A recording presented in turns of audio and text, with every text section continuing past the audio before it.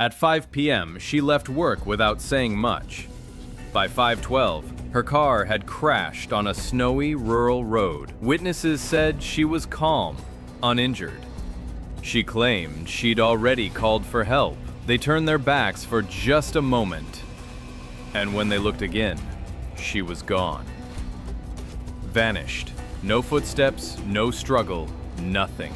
It's been more than 20 years since Maura Murray disappeared, and what happened to her that winter night remains one of the most disturbing unsolved cases in modern true crime history.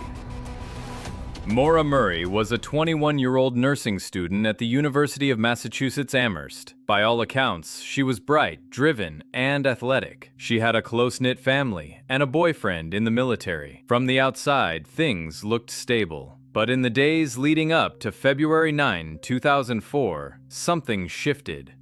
On February 5th, Maura received a phone call while working her late-night security job on campus. Moments later, she broke down in tears. Her supervisor described it as a complete emotional collapse. What was said during that call remains unknown.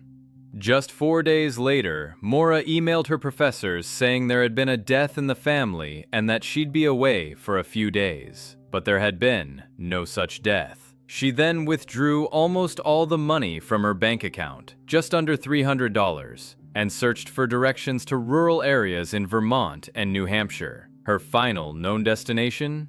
Unclear. She packed her car with clothes, textbooks, toiletries, and alcohol, including boxed wine, and then she left. No one knows exactly where she was going, or why. At around 7:25 p.m. that evening, a local in the small town of Haverhill, New Hampshire, heard a loud thump outside. When they looked out their window, they saw a car had skidded off the road and into a snowbank. It was Maura's black 1996 Saturn. A man driving a school bus stopped and spoke with her. He later reported that she appeared shaken but not injured. He asked if she needed help. She politely declined, saying she had already called AAA. But phone records would later reveal she hadn't. The man returned home and called the police. Officers arrived at the crash site around 7:46 p.m., barely 10 minutes later, but Maura was gone. Her car was locked. The windshield was cracked. The airbags had deployed. Inside the car were the items she had packed: her clothes, her school books, even the alcohol. Her cell phone and wallet were missing, but there were no footprints in the fresh snow, no sign she'd run, no blood, no struggle. Just an eerie silence on a cold, rural road. If you're hooked so far, hit subscribe, because the next story might be even darker than this one. Now, back to the case.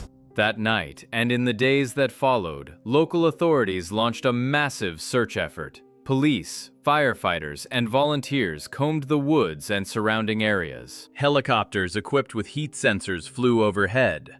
Dogs traced her scent for about 100 feet, then lost it abruptly, as if she'd been picked up by a passing car. There were no confirmed sightings, no camera footage. No neighbors reported hearing screams or seeing anything strange. The only real clue? A rag stuffed into the tailpipe of her car, possibly done to stall the engine, or maybe to hide the car's smoke if she was trying to avoid attention. But who would do that? Maura or someone else? To this day, there are 3 leading theories. 1. She ran away. Some believe Maura staged her disappearance and left to start a new life. She clearly lied about the death in her family. She withdrew all her money. Maybe she'd had enough. But she brought school books. Why bring textbooks if you don't plan to come back? 2. She died in the woods. Maybe she was disoriented and wandered off into the night. It was freezing. Snow covered everything. She could have succumbed to the elements. But again, no footprints, no body, nothing. 3. She was abducted. This is the most chilling theory, that someone came upon her in those few critical minutes between the crash and the arrival of police, and took her, willingly or not. What's disturbing is that this area was desolate.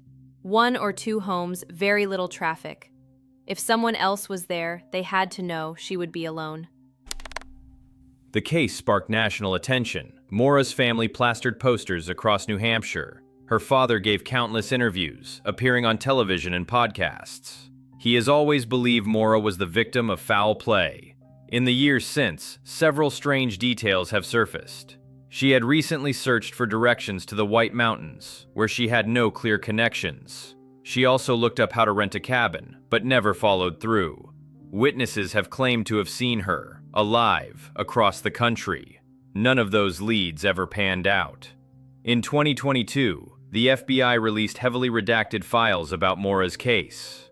But no smoking gun, no confession, no final clue, just silence. She left work at 5 p.m. At 5:12, she was gone. No one saw her after that night. No one knows what happened. And every year, the mystery only grows colder. Who was Maura Murray running from, or running toward? And more importantly, is someone out there still watching, knowing exactly what happened that night on Route 112? Thanks for watching Short Crime Stories. New crimes drop weekly. Subscribe to never miss a case.